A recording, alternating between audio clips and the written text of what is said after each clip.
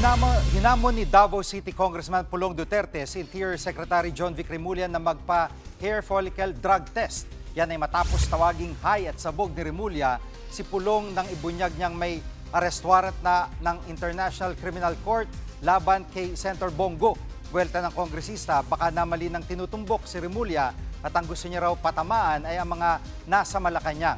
Para raw magkaalaman kung sino ang totoong hay at sabog, hinamon ni Pulong si Remulla na magpa-hair follicle drug test. Wala pang tugon dito si Secretary Remulla. Nauna nang tinanggi ng kalihim na may ICC warrant laban kay Senator Bongo. Hindi ko ako, wala pa ako nakita.